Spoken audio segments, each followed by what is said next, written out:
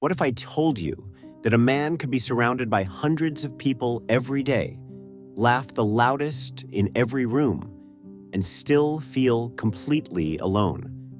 Why does this happen? And what if one day, life forces you to face the truth you've been hiding from? This is the story of Dev. Dev lived in a cheerful village full of life, colors, and noise. And Dev, he was the most social person there. He knew everyone. He joked with everyone. He was invited everywhere. If there was laughter in the village, Dev was probably the reason. People often said, if you ever feel lonely, just spend time with Dev. But no one knew the truth. Every night, after the laughter ended, after the conversation stopped, after the crowd disappeared, Dev would return to his house, a small, quiet place at the corner of the village. The moment he closed the door, his smile disappeared. Silence filled the room. He would sit on his bed, staring at his phone. Messages, contacts, notifications, so many people, yet no one he could truly talk to. No one who asked, "Are you really okay?" Dev often typed messages, then deleted them. Because deep inside, he knew those people loved his laughter, not his truth. Days passed like this. Fake laughter outside, real emptiness inside. And Dev became an expert at hiding it. One evening, Dev was returning home after a gathering. It was late. The road was quiet. Suddenly his foot slipped and he fell badly near a deserted path. Pain shot through his leg. He tried to stand, but couldn't. His hands trembled as he picked up his phone. "This is nothing," he told himself. "I'll just call someone." For the first time, he believed everyone would be there for him. He called one friend, no answer. Another, busy. Another, rejected.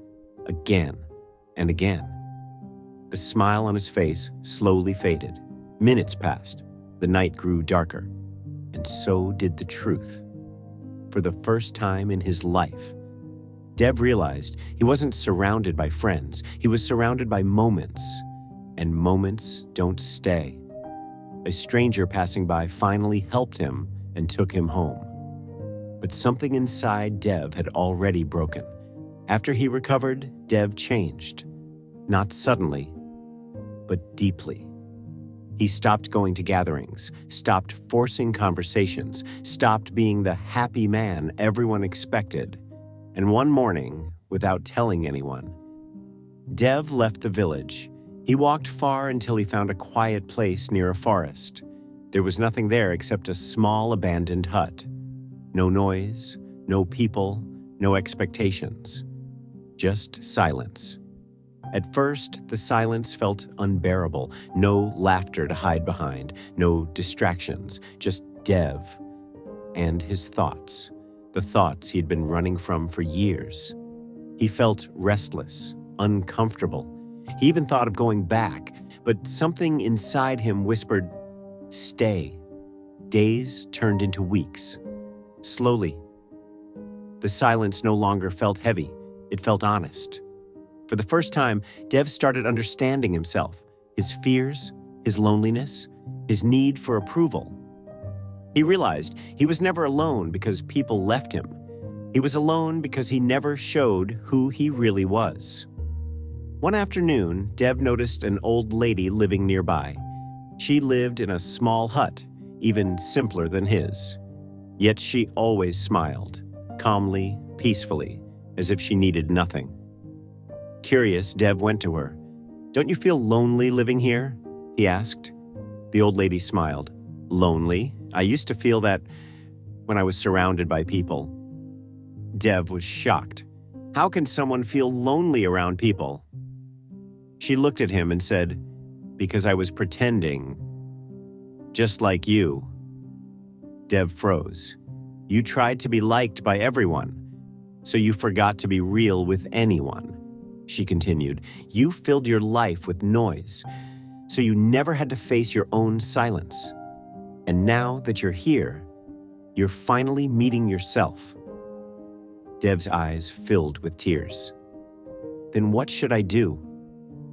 The old lady said softly, "Learn to be enough for yourself first, then choose people, not crowds." That moment changed Dev forever. He didn't rush back. He stayed. He worked. He sat in silence. He understood himself. He stopped pretending, stopped chasing attention, and slowly, he found peace. Months later, Dev returned to the village. But this time, he wasn't the loudest person anymore. He didn't try to impress anyone. He spoke less, but honestly. Most people drifted away, but a few stayed. The ones who truly cared, the ones who saw him not as mask. And for the first time in his life, Dev wasn't surrounded by people. But he wasn't alone either. So let me ask you, are you really surrounded by people or just noise? Are your connections real or just comfortable? And when everything goes silent, do you have yourself? Because in the end, it's not about how many people are around you. It's about how real you are with yourself.